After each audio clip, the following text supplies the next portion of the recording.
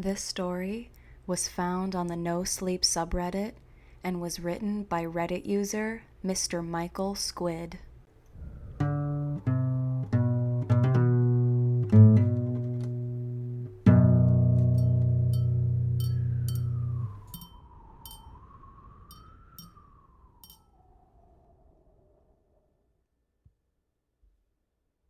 I applied for a job and am now being hunted.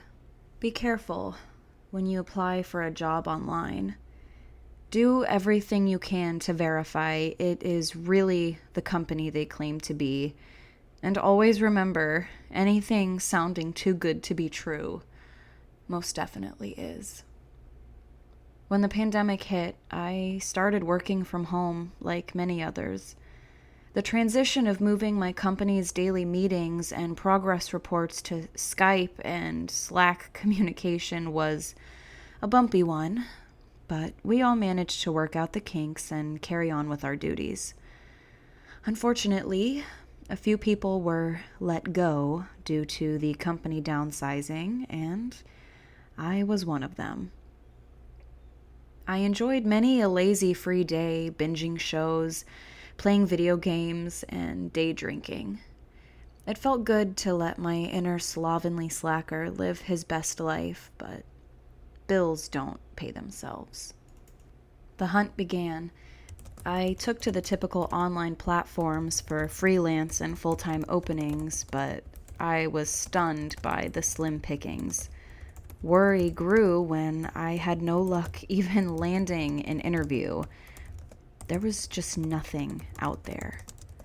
A few friends suggested Upwork and similar freelancing sites I was unfamiliar with, so I figured I'd give it a whirl. I was actually happy to see quite a few promising job listings, and I began to apply to practically everything within my skill set and pay range requirements. There were a few back and forths, but the most promising of all was a cushy little work-from-home job contracted by a major television network. I'm not saying who, as the company is in no way responsible. Just be aware that even if you recognize the company, it might not actually be them you are dealing with. At any rate, I was elated. 401k, 3 weeks vacation to start, dental and vision, and an hourly rate above my previous position. Nothing like a pay increase. I eagerly applied, linking my resume and work samples, and then waited. About a day later, I received a request for a Skype interview.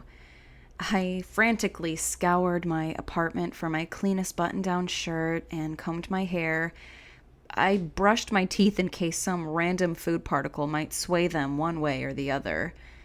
My leg bounced in anticipation as I adjusted my webcam, and then realized my messy room would be visible. After yet another half hour of tidying up, I had only a few seconds to breathe before joining the Skype meeting. A well-dressed, smiling man in his 40s with thin-rimmed glasses introduced himself. "Hey there, thanks for taking the time to chat," he smiled. "My pleasure, thank you," I replied. I mentioned them by name. It was, in fact, the actual name of a recruiter for said entertainment network. But again, I'm not listing that, as the person being impersonated had no part in this. I'll spare the details of the general conversation, but it was very typical. Questions and answers about process, working with a team, and the sorts of projects to be handled. They said they use Slack to send updates with the other developers, something I was familiar with, and I was thrilled to have all the right answers. It was as legitimate of a process as you could get, honestly. They asked for my previous employer's contacts and references, standard as per usual. All the normal stuff. Nothing about my social security number, nothing shady. just the standard information any employer would ask for. "Thank you for your time, and I'll be in touch after discussion with our team." He smiled, and with that, he ended the call. I was finished, and I felt confident I answered each question as best as possible and went about applying to other jobs. After a few hours, I received an email with a job offer, and I stood up from my chair and let out an exulted, "Yes!" The search was finally over. I perused the offer, and it was as legitimate as any as I'd ever seen, watermarked accordingly, the standard W-2 forms, etc. I eagerly filled out, digitally signed, and sent it off. I boasted to my friends and received the congratulations and regained the pep I'd been missing so dearly. I was to start after the upcoming weekend, so I had a couple of days to celebrate. When Monday's alarm woke me up, I popped up like bread from the toaster. I excitedly did my morning maintenance routine and sat down at my desk, ready to enter a new chapter in my career. I turned on my laptop and opened my inbox to see a slew of new messages, dozens, from friends, family, previous employers, ex-lovers, old college roommates. All had disturbing titles, and each one twisted my insides to the point I had to fight from falling out of my chair. "You are fucking dead when I see you," one read. "I thought I knew you," read another. I even had one from my landlord titled "Termination of Lease." My heart pounded and my hands shook as I clicked through each email, trying to understand what the actual fuck was going on. "Why would you share those photos and say that, you piece of shit?" one from an ex sent. An ex I hadn't seen or talked to in years. I had absolutely no photos of us on any device whatsoever, so I was so lost as to what it could all mean. I frantically replied to that one with, "I'm so scared and confused. What photos?" and continued reading the various emails from nearly everybody I'd interacted with for the past decade. Tears flowed down my face as I searched each hostile email for clues. Some had screenshots of me, the current me, as I'd appeared on my own screen during that Skype interview. I began to understand what had taken place. For whatever nefarious reason, the people who'd initiated that fake interview were trying to systematically destroy my life. Not destroy, obliterate. I sobbed uncontrollably, reading through tear-blurred eyes at the reaction of once dear friends. They referred to my YouTube page, one I had previously registered but never actually uploaded to. And there they were.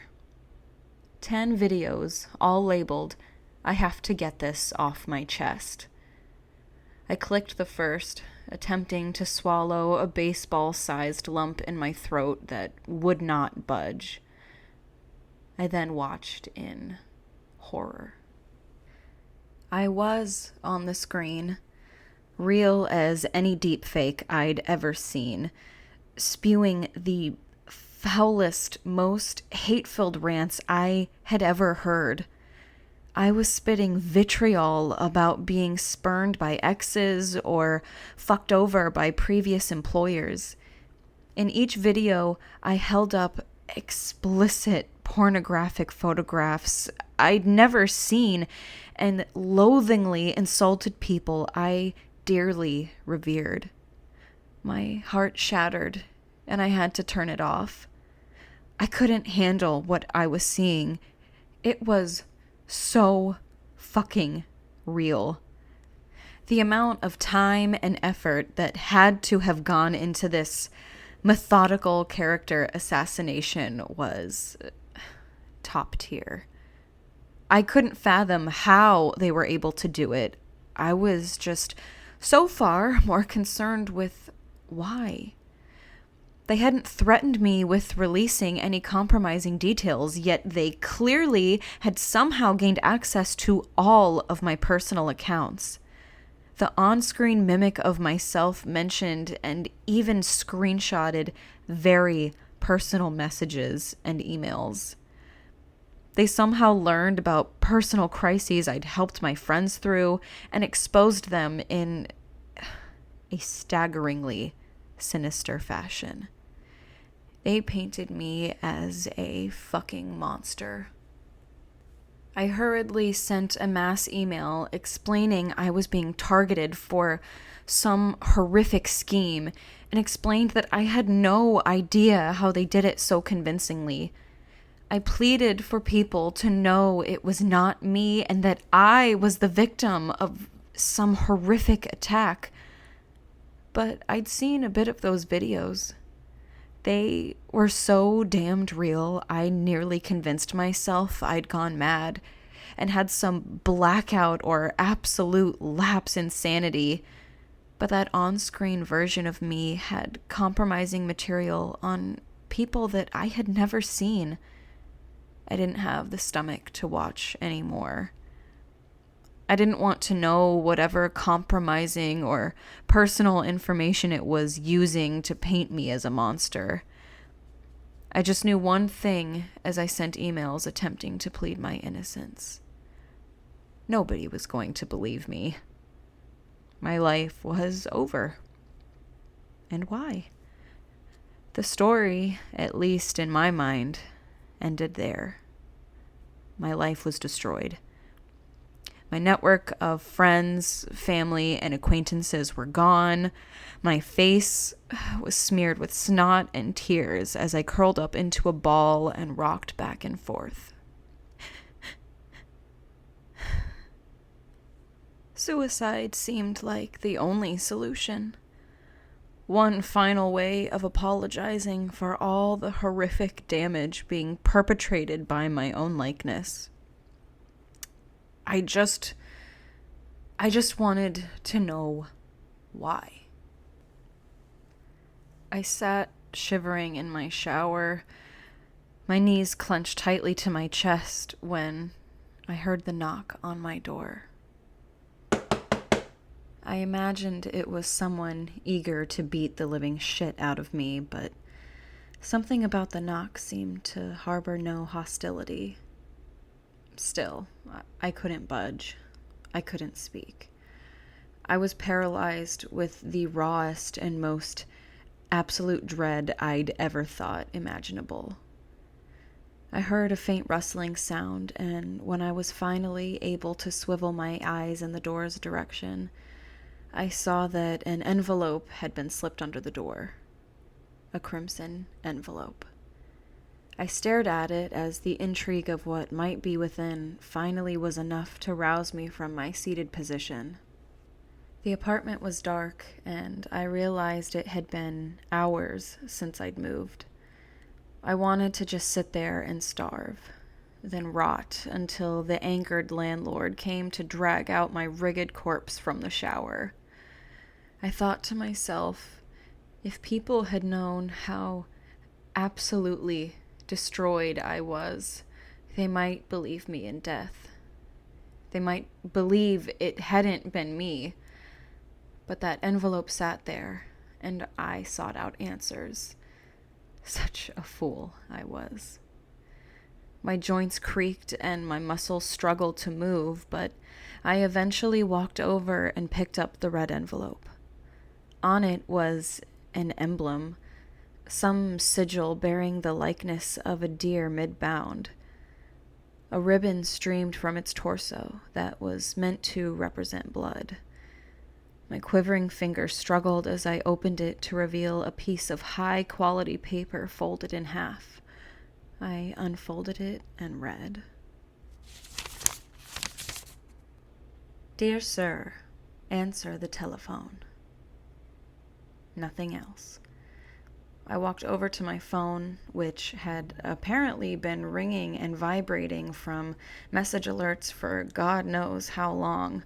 I ignored the all caps hate spewed across the small screen and watched as a call came in from an unknown number. I reluctantly answered and listened as a monotonous computer-generated woman's voice began to speak. Congratulations. You've opened the letter, and the hunt is officially on. Who will claim the prize? That depends on them, but they will come, and you will be slain. That is inevitable. We can press every button we wish to make that happen. We've had a mother decapitate her valedictorian son. We've had a priest strangle his best friend. We are pressing these buttons until you are hunted and killed, and you will be killed. All we advise of you is that you not kill yourself. You may see that exit as a way out of this misery. That door will lead to the death of your loved ones. They will no longer love you, of course. They will wish you a suffering even hell will not provide based on the actions you will seem to be doing. But they will be brutally butchered. Every last one of them. There have been 3 hunts where the prey chose the cowardly way out and ended their own lives. Nearly a dozen of the people closest to them were slain, and they are now forever known as the person who orchestrated it. Stakes have been placed. Wagers have been made. You are just a little pawn in this game we play. I myself have a number of millions to be made if my hunter is the one to carry it out. But it is against the rules to tell you which person from your life I bet on. That might skew the results. Such is life, right? Enjoy your hunt, and be well aware, if you try to off yourself in an accident of any sort, we will know. Your nieces and nephews will be delimbed alive and fed their own tongues. Don't bother trying to expose us. The tracks have been cleanly removed, even this one. Enjoy the hunt.